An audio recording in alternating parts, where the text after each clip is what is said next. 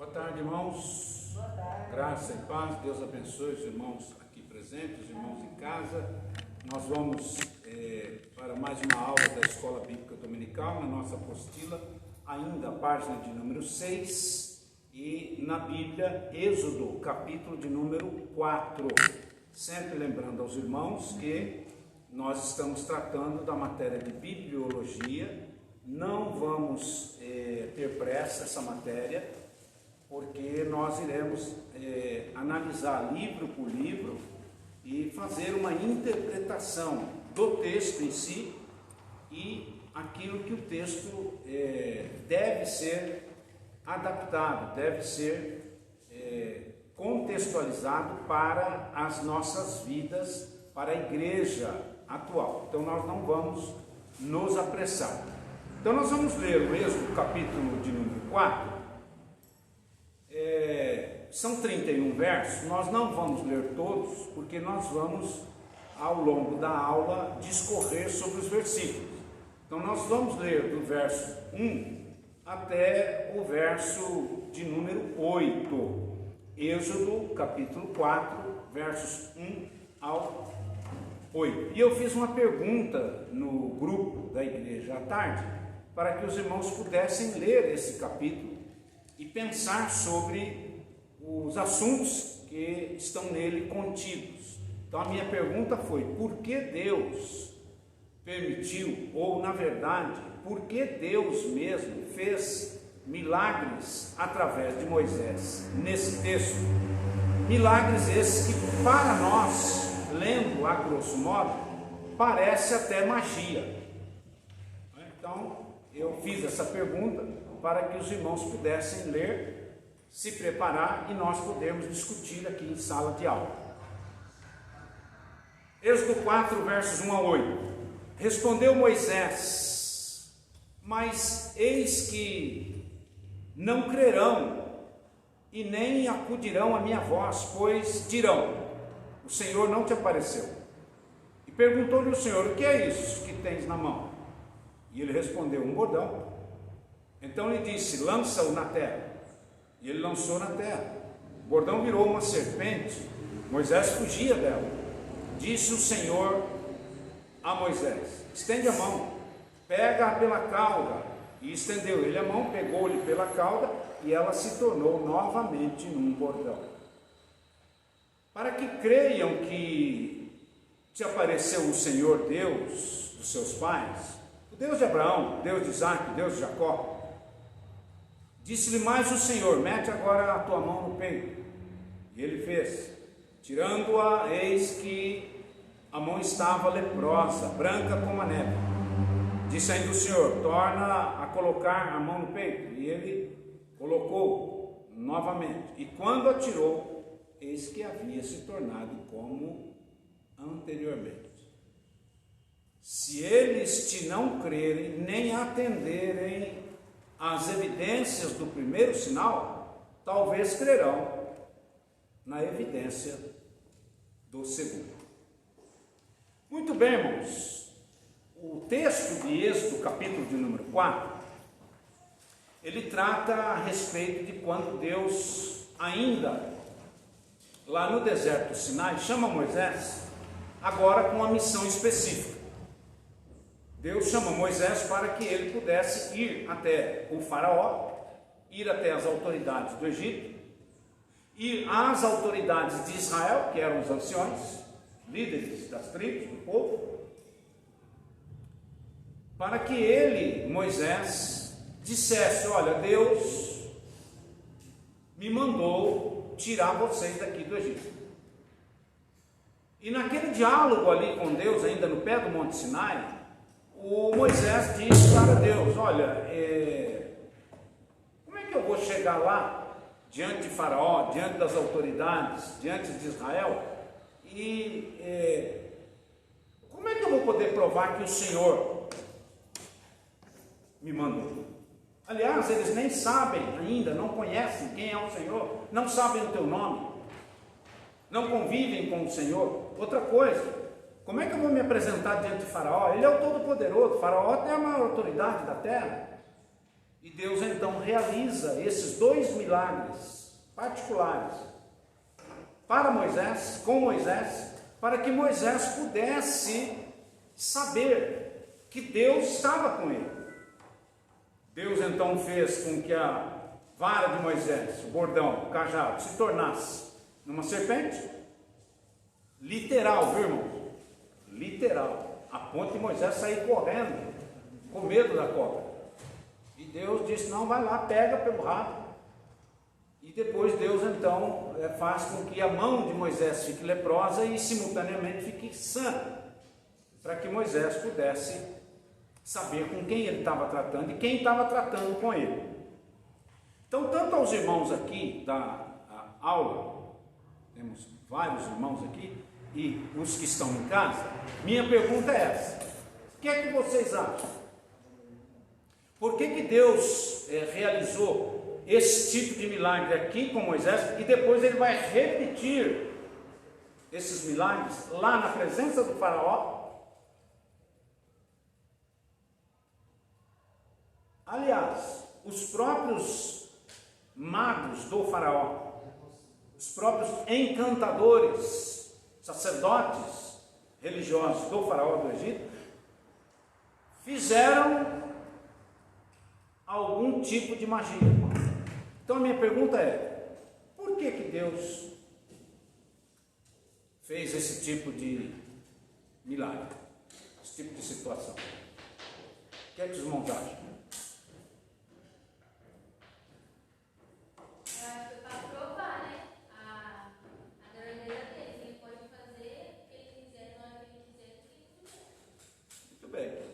Alguém mais?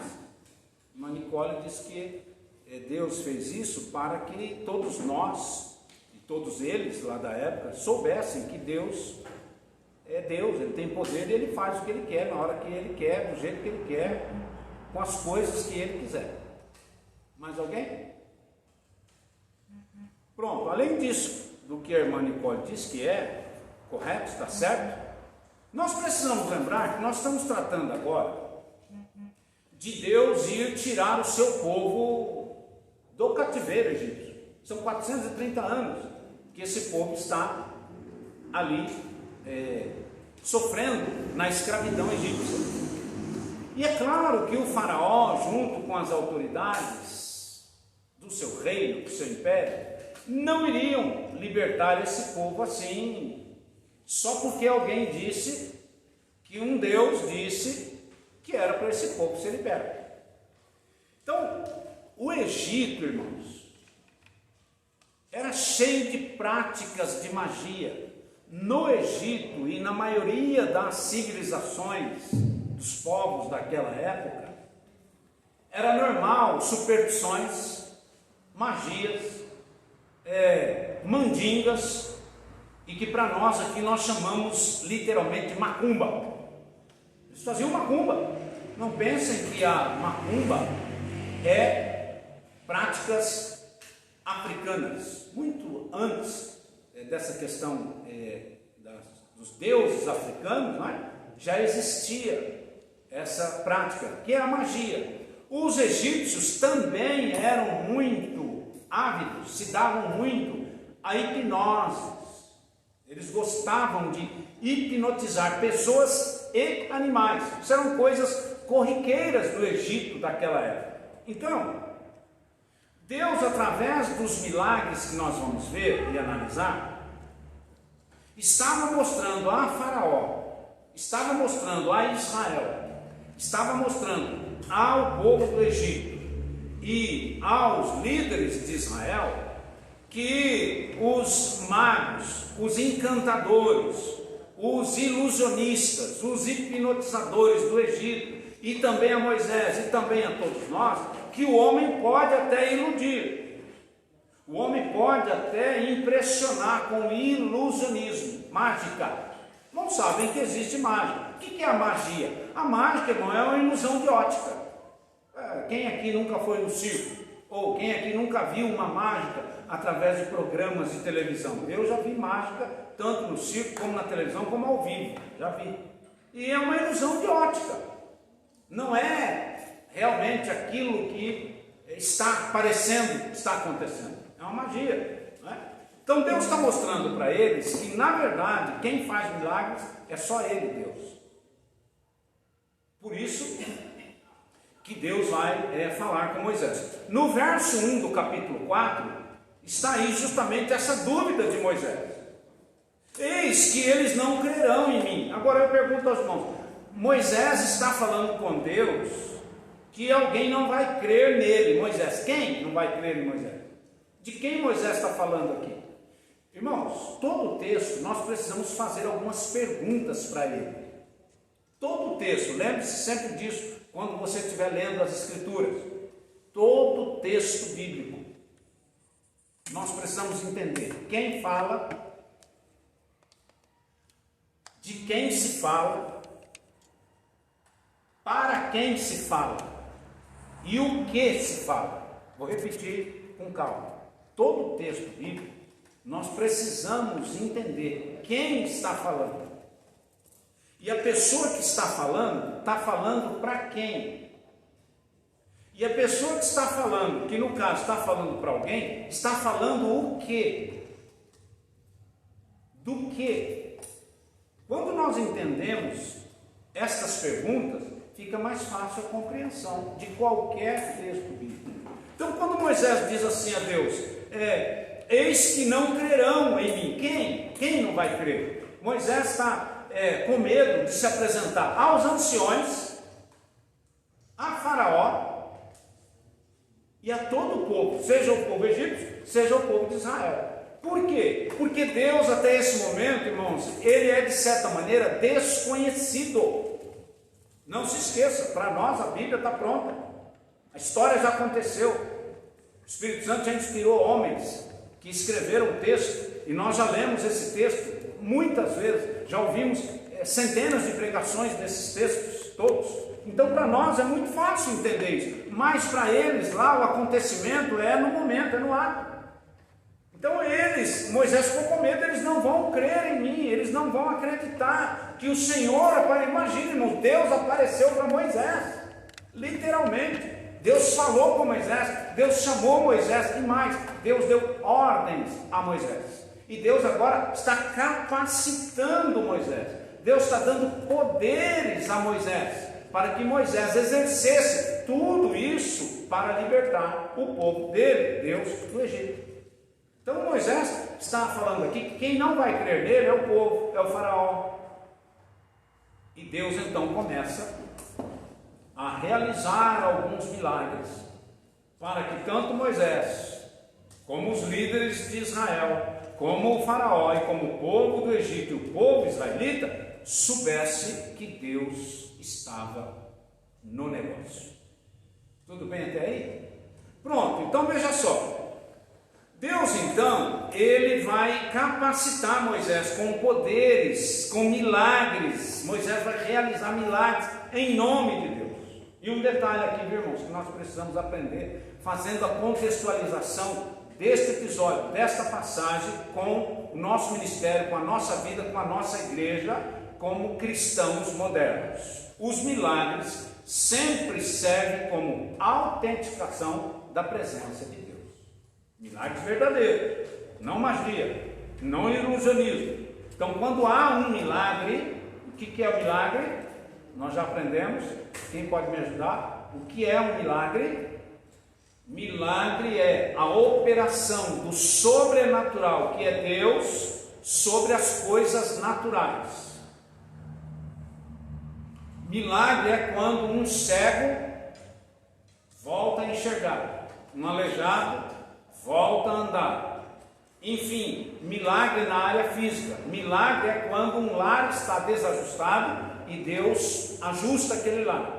Milagre é quando nós não temos capacidade, não temos condição de resolver um assunto, colocamos esse assunto aos pés do Senhor e Deus resolve por nós. Milagre é muitas vezes quando Israel ia para uma batalha em número menor, mas Deus dava a eles a vitória. E o maior milagre que existe é a salvação do ser humano através do sacrifício de Jesus na cruz do Calvário. Então, milagre é a operação de Deus. que é sobrenatural nas coisas naturais. Por quê? Porque a Bíblia diz que o salário do pecado é a morte. Mas Jesus Cristo, através do seu sacrifício na cruz, nos livra da morte, porque já ganhou para nós a vitória, a vida eterna. Isso é milagre, ok? Então Deus vai capacitar o Moisés para realizar milagres na presença do faraó, na presença de todas as autoridades religiosas, tanto de Israel como do Egito, para que eles pudessem saber quem é que estava por trás de todos aqueles acontecimentos. Vamos dar uma lida, ou ver, nós já lemos na verdade. Eu vou comentar agora os versos 2, 3 e 4, que giram em torno dessa vara, desse bordão de Moisés, que se torna em serpente. Então o texto lá diz que Deus perguntou para Moisés: o que é que você tem na mão? Ah, eu tenho um bordão, tenho uma vara, um cajado. Então joga no chão. E ele jogou, e esse cajado se torna em uma serpente. Por que Deus está fazendo esta experiência com Moisés? Porque Deus é onisciente, sabe de todas as coisas. Deus é presciente, sabe das coisas antes delas acontecerem. E Deus já sabia que quando Moisés chegasse lá na presença do faraó e começasse a falar as coisas em nome de Deus, os magos, os sacerdotes egípcios iriam se manifestar com ilusionismo, com magias, com feitiçarias, tentando aplacar, tentando impactar o faraó e as pessoas que estavam presentes ali naquela reunião. Por isso, Deus já deu uma amostra para Moisés de como ele deveria agir na presença dessas pessoas. Certo? Por quê? Porque os encantadores, os magos do Egito, isso ainda hoje é feito, viu, irmãos? Na Índia ou em qualquer outro país, existem pessoas que conseguem hipnotizar uma serpente. Já viram aqueles documentários indianos, onde o indivíduo está com a flauta ali, ou às vezes até sem a flauta, com o manuseio das mãos, vem uma naja, que é uma das cobras mais perigosas, ela fica toda meio achatada assim, né? Infla. E a pessoa que tem habilidade com esse animal, com a cobra, com a serpente, ele consegue com alguns gestos hipnotizá-la, e ela fica ali parada. E o indivíduo tem a capacidade de pegar ela, e ela está dura, como se fosse um pedaço de pau. Ela fica, de certa maneira, petrificada. É uma magia, é hipnose. Então, Deus vai fazer com que Moisés entendesse que ele precisaria mostrar aos egípcios, mostrar a Faraó, que na verdade eles estavam sendo iludidos, estavam sendo enganados pelos magos e sacerdotes egípcios. Observe aí no texto, quando acontece esse encontro do Moisés com o faraó, com os sacerdotes lá do Egito, que o Moisés vai colocar sua vara no chão, e essa vara vai se tornar numa serpente. Os egípcios fazem o contrário. O texto é muito claro. Eles fazem com que a serpente fique dura. A serpente é uma magia. Então, o que o texto está nos ensinando é que Deus fez o único e verdadeiro milagre da vara de Moisés se tornar em serpente. E aí o texto mostra que parece, de alguma maneira, os magos do Egito conseguiram lá fazer com que algumas varas hipnoticamente se tornassem em serpentes. O que é que Deus fez? A vara de Moisés, ou a serpente de Moisés, engoliu as outras. O que é que nós aprendemos aqui? Que o verdadeiro poder, que é a última palavra, que o verdadeiro controle de todas as coisas está em Deus. Então a pergunta que eu tinha feito aos irmãos antes da aula era para explicar estas coisas, que Deus tinha que tratar com Moisés nesses termos, para que as pessoas soubessem que atrás de Moisés era Deus. Tudo bem? Verso de número 4 e 5. para que eles precisavam crer? Quem precisava crer? No que eles precisavam crer? Porque Moisés está falando com Deus, e aí Deus diz assim para ele, não, mas eles vão crer, eles vão acreditar. Mas quem vai acreditar? No quê? Aí volta lá aquela questão de que nós precisamos fazer a pergunta para o texto, quem é que está falando? Deus está falando. Com quem que Deus está falando? Com Moisés. De quem Deus está falando? Daqueles que não criam em Deus. Quem não cria em Deus? O povo de Israel ainda não cria em Deus. Os anciões não tinham ainda certeza de que Deus estava falando com Moisés. Eles não tinham certeza que Moisés estava sendo enviado mesmo por Deus. Eles achavam que Moisés estava meio pinel da cabeça. Eles não entendiam que Deus tinha um chamado na vida de Moisés. E mais do que isso, Deus está dizendo a Moisés, o próprio faraó, vai chegar um momento, não é fácil, não vai ser na primeira, mas o próprio faraó, com o povo do Egito, vai crer em você, Moisés. Vai crer que eu te enviei e vai libertar o povo, como eu estou te dizendo que vai acontecer. Mas não, irmão, sem antes ter todos aqueles acontecimentos. Por isso eu repito, para nós é muito fácil. A gente lê a Bíblia, está toda pronta, o texto está ali, e a gente vai lendo assim continuamente, né? Vai lendo um capítulo atrás do outro, está tudo muito bem fácil para nós. Mas nós precisamos entender os pormenores, precisamos entender as aplicações que precisamos fazer nas nossas vidas, nesse texto aqui do Êxodo, capítulo de número 4. Então, o que nós aprendemos aqui? Que os milagres autenticam a fé. A ideia aqui é o seguinte, e Paulo no Novo Testamento com Tiago vão fazer esse tipo de colocação. A fé sem obras é morta. Que obras está falando? Está falando dos milagres, está falando da igreja, no seu trabalho diário, na seara do Senhor. Então, o Moisés aqui, através de Deus, está nos ensinando o seguinte, que milagre autentica a fé.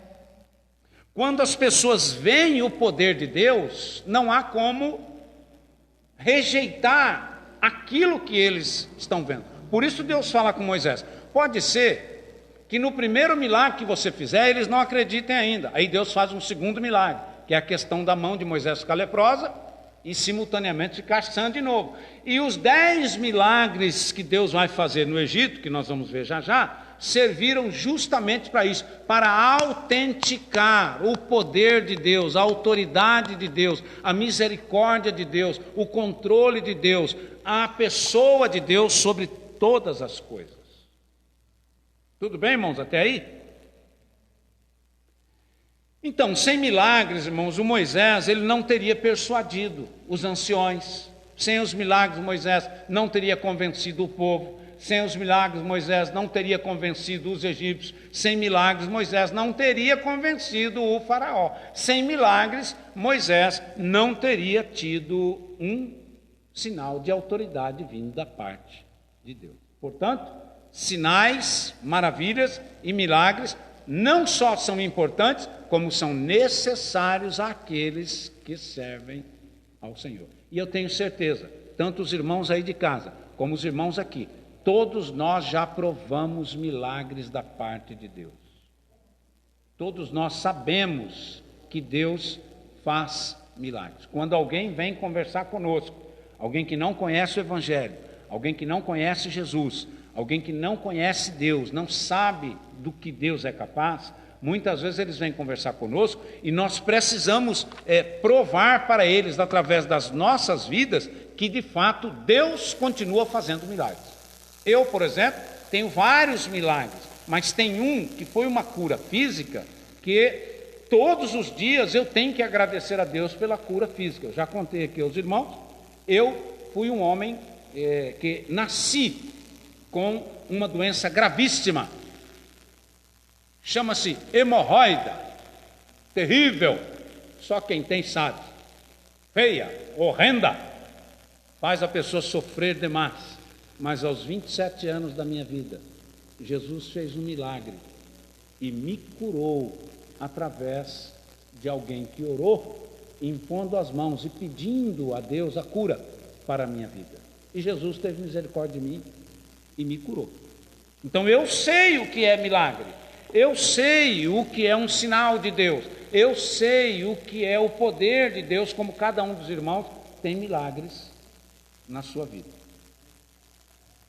Muito bem, no versículo 9 do capítulo 4, eu não estou lendo aqui, irmão, sei que vocês estão com a Bíblia aberta aí, porque eu já li em casa, já preparei a aula, então eu vou comentando aquilo que eu já está aqui na memória, tá bom? Então no verso de número 9, Deus vai falar com Moisés que ele precisaria fazer um grande milagre. Querem ler aí, verso 9? O que é que está escrito? 4:9 do Êxodo.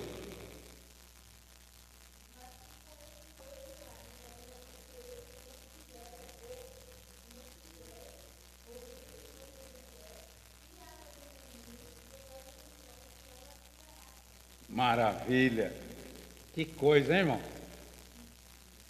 Irmãos, a água transformada em sangue está nos ensinando o seguinte: o Deus que controla tudo, o Deus que controla toda a natureza, também controla os elementos da natureza a favor do povo de Deus. Porque nunca se ouviu dizer, não há nenhum registro, a não ser esse, em toda a história da humanidade, que alguém tenha conseguido transformar água, literalmente, em sangue.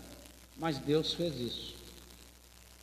E fez para mostrar, de novo, a Moisés, às autoridades de Israel, ao povo de Israel, ao povo egípcio e principalmente ao faraó e aos seus sacerdotes, que o único que tem poder sobre toda a natureza, sobre todo ser humano, é Deus.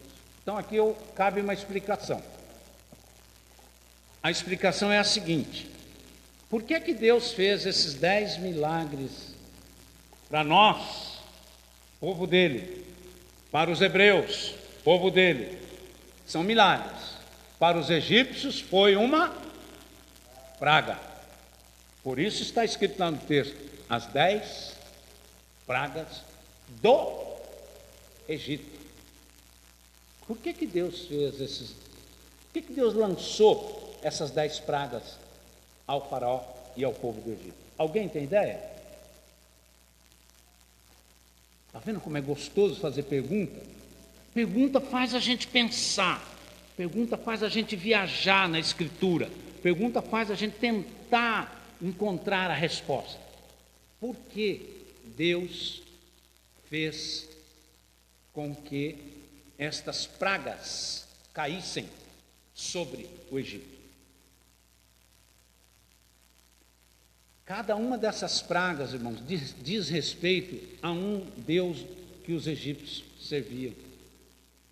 Então, quando Deus permite Moisés fazer com que as águas do Nilo se tornassem sangue, o que Deus está querendo mostrar ao povo do Egito é que não havia um Deus no Nilo, porque os egípcios acreditavam que a fertilidade que vinha das terras do Egito é porque nas águas do Nilo habitava um Deus chamado Deus da fertilidade, o Deus que dava condições para que a terra tivesse poder para a semente germinar. Então Deus lança sangue no lugar da água, foi o sangue, e o desafio é: então, se existe mesmo um Deus de vocês aí do Egito, tal Deus da fertilidade, eu quero ver se ele tem condição, já que ele é Deus, de fazer com que o sangue que agora está no lugar da água se torne novamente em água. E isso não foi possível. Por quê? Porque não existe outro Deus. Não existe um Deus no Nilo que dê fertilidade à terra quando a água banha essa terra. O que existe é um Deus que até hoje, meu irmão, nós somos hoje 7,5 bilhões de habitantes no mundo. E se há escassez de alimento em algum lugar, não é porque Deus não abençoa a terra, é porque o homem é suvina, é porque o homem é ganancioso, é porque o homem é maldoso, é porque o homem é interesseiro. Mas Deus continua abençoando a terra dando água para que a terra regue, seja regada pela água, e dali então surja os frutos, os alimentos, para que nós possamos sobreviver. Então, cada uma das pragas, vão depois em casa, com calma, com tempo, e nós ainda vamos chegar nelas. Só estou dando aqui uma... Você pode analisar, cada uma dessas pragas era porque os egípcios, e principalmente o faraó, acreditava que nessas situações um Deus estava envolvido. Quando Deus escurece o sol, é porque os egípcios criam que o sol era o Deus, inclusive chamavam Deus Ra. Então, cada uma das pragas era Deus desafiando e mostrando ao faraó: vocês estão crendo em coisas que não existem, deuses que vocês acham que existem, nunca existiram, nunca existirão. Por isso ele vai dizer a Moisés: quando você chegar diante dos anciões, quando você chegar diante de faraó, quando você chegar diante de todo o povo e te perguntarem quem foi que te enviou, você vai responder: o eu sou me enviou a vós. Porque só Deus é. Só Ele é poderoso. Só Ele é santo. Só Ele é misericordioso. Só Ele é poderoso. Só Ele é onisciente. Só Ele é onipresente. Só Deus é. Só Ele é o único e verdadeiro Deus. Esse é o contexto do porquê Deus lançou essas 10 pragas lá para o povo egípcio, para que o povo pudesse entender que desses milagres Deus estava provando que só Ele pode realizar.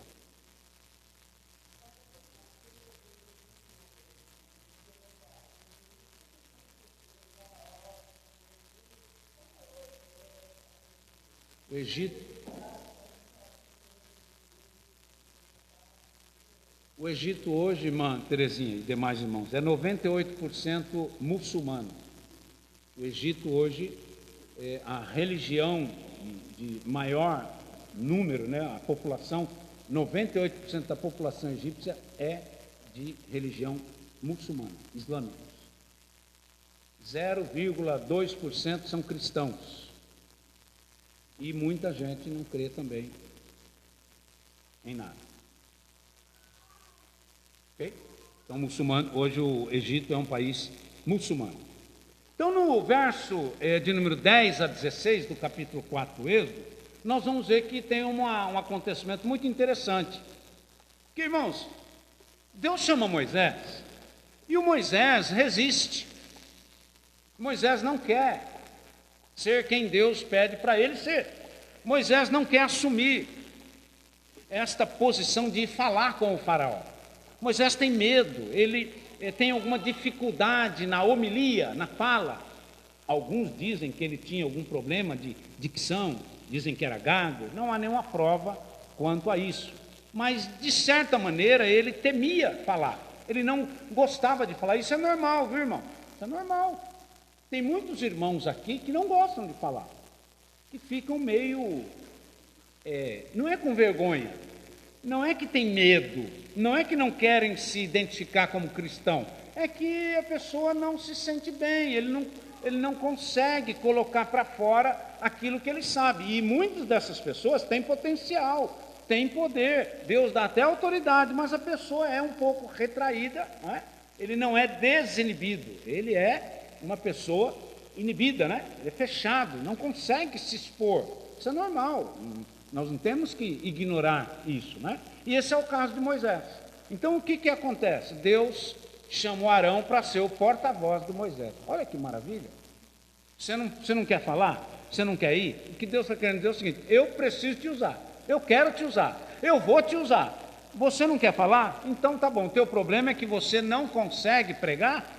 O teu problema é que você não consegue se apresentar diante das autoridades, das pessoas? Não tem problema não, eu vou usar o teu irmão. Isso. Deus usava o Moisés e o Arão falava com o povo, com as autoridades e com todo mundo. Então era aquela coisa assim, na hora da pregação, na hora de ensinar, na hora de falar, na hora de se apresentar diante do público, é o Arão. olha, Deus falou com Moisés assim, assim e assim. Isso não quer dizer que Deus também não falava com Arão, sim. Isso não quer dizer que Moisés não falava. Sim, Moisés também falava. É que no início, irmão, Moisés ainda era um pouco lento na fala. Moisés ainda não tinha costume de falar. Mas irmãos, pode acompanhar no livro do Êxodo, depois no livro do Levítico, depois no livro do Número e por último no Deuteronômio, que nós vamos ver Moisés conclamando o povo várias vezes. Aliás, no capítulo 34 e 35 do Deutero, Moisés faz duas grandes pregações imemoráveis. Então, ao longo do seu ministério, ele foi se desinibindo, ele foi se soltando, ele foi falando, mas no início aqui ele teve dificuldade. O que é que nós aprendemos aqui? Que Deus respeita como você é, quem você é, do jeito que você é, dentro das suas qualidades, dentro das suas possibilidades, dentro das suas limitações, mas não é por isso que Deus não vai te usar. Ou seja, não é porque nós, e todos nós temos virtudes e defeitos, todos nós temos dificuldade, mas não é por causa de uma dificuldade minha que Deus não vai me usar, nada disso. Deus vai criar um meio, Deus tem poder para de alguma maneira fazer com que o que Ele quer que aconteça venha ser realizado. Então, no verso aí de número 10 a 16, nós vamos ver que o Arão torna-se o porta-voz de Moisés. Moisés entendia que para falar ao faraó, o que está acontecendo aqui, irmãos? Ó, Moisés falou com Deus o seguinte: Senhor, não adianta eu chegar lá e falar com o faraó. Só falar com o faraó não vai resolver o problema. Aí Deus vai dizer: tá bom, Moisés, você vai lá e eu vou fazer poder emanar de você. Eu vou fazer milagres. E ele vai ter que se convencer, tanto pela fala de Arão e pelos milagres que eu vou realizar. Então, nós aprendemos aqui, irmãos, várias lições. Dentre elas, eu tirei uma muito importante e que também aconteceu na minha vida, no meu ministério. Que Deus nos mostra que muitas vezes as melhores pessoas para o trabalho na obra de Deus são aquelas que acham que não sabem fazer, são aquelas que não querem fazer, são aquelas que entendem que são incapazes para fazer. Às vezes você pode pensar que você seja incapaz para fazer alguma coisa, mas você não pode se esquecer que quem está te chamando é Deus. E quando Deus chama, Ele também capacita. Claro. Irmãos, Deus não capacita os chamados. Deus chama e capacita aqueles que Ele chamou. É o contrário. Primeiro Ele chama, depois Ele capacita. Não há nenhum modelo de homem ou mulher na Bíblia que tenham capacidades e que Deus os chamou primeiro. Não. Todos os modelos que nós vamos ver na Bíblia, a pessoa não tem capacidade. Deus chama e a partir desse chamado, Ele capacita. Por quê? Porque tudo provém de Deus. Sim. Jesus chamou os apóstolos. Quem deles tinha capacidade para levar a obra de Cristo avante? E Jesus chegou a dizer a eles, e isso serve para nós como igreja, Jesus disse o seguinte: vocês farão obras maiores do que as que eu faço. Olha que coisa, irmão Eliseu. E difícil de entender, né? A gente às vezes fica pensando, mas o que é que Jesus está querendo dizer? É simples, viu, irmão?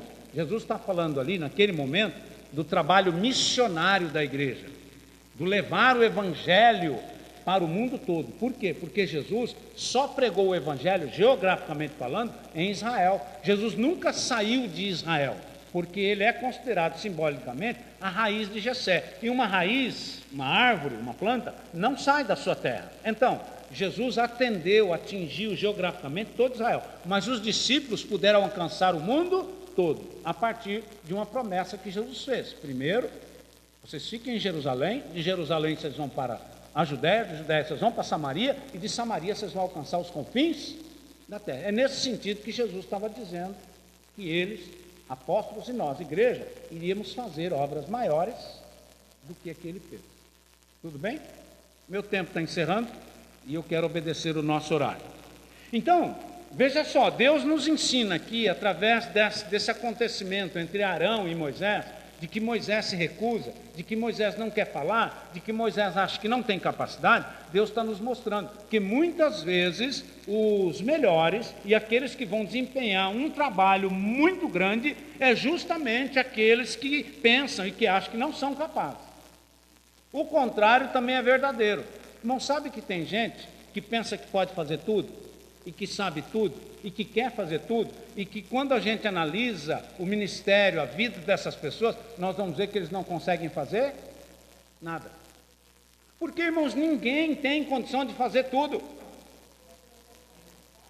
Não há possibilidade de uma pessoa dizer. Então, isso tudo serve como lição para a nossa vida diária, para a nossa vida prática do dia a dia e para a nossa vida ministerial. Então é assim, quando a gente encontrar alguém na igreja que diz que é evangelista, que é diácono, que é pastor, que ele ora, e que ele jejua, e que ele prega, e que ele... Irmão, tem alguma coisa errada aí.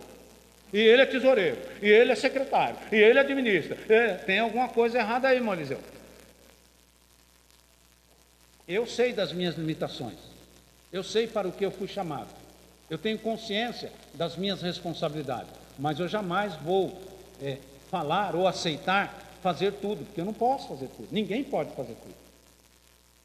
Você vai numa oficina mecânica, se chega lá o cara dizer para você que é mecânico, funileiro, pintor, mexe com o radiador, faz tudo, ele não faz as coisas direito. Porque hoje existe profissionais para todas as áreas, são profissões específicas. Então o camarada que mexe com o radiador é radiador, ele não vai mexer com o motor. Quem mexe com o motor é com o motor, não é com funilaria.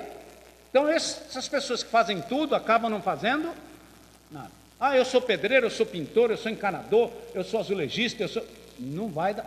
Irmão, eu estou dizendo que a gente já teve dor de cabeça com esse tipo de coisa. Eu já tive, quando eu construí lá em Itaquá, passou 6 pedreiros na minha casa, até Deus nos abençoar e achar um que de fato era um pedreiro de verdade. Porque os outros eram tudo e não fizeram nada.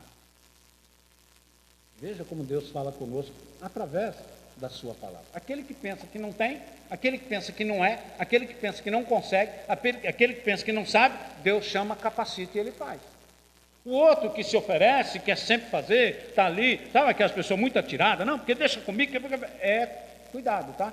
E o que é que a gente faz como líder? O líder tem que controlar, o líder tem que estar de olho. Não, está querendo fazer tudo. Não, aí você vai lá, naquilo que a irmã Terezinha colocou, você disciplina a pessoa, você mostra para ele, não, olha, sua área, na verdade, aqui, eu percebi que você tem um grande potencial para essa área aqui. Aí se a pessoa quiser pular, não, você vai controlando. Se ela quer ir para um outro patamar, tudo bem, mas não dá para ela fazer tudo.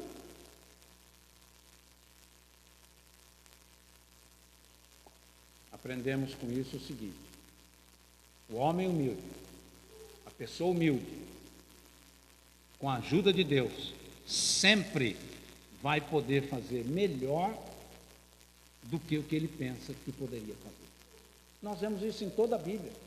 Pessoas que foram humildes, se colocaram na presença de Deus, à disposição de Deus, eles achavam que não conseguiriam fazer, pois fizeram, e fizeram muito bem feito, porque Deus estava com eles. Eu concluo a aula, irmãos, falando da hierarquia, que não pode faltar. A hierarquia não pode faltar no nosso meio cristão, e a hierarquia não pode faltar na igreja, não faltou, e a hierarquia não faltou aqui, neste capítulo 4 que nós estamos lendo. A hierarquia do capítulo 4 é o seguinte, o poder e a autoridade. Primeiro, Deus, Moisés, atuar no meio do povo.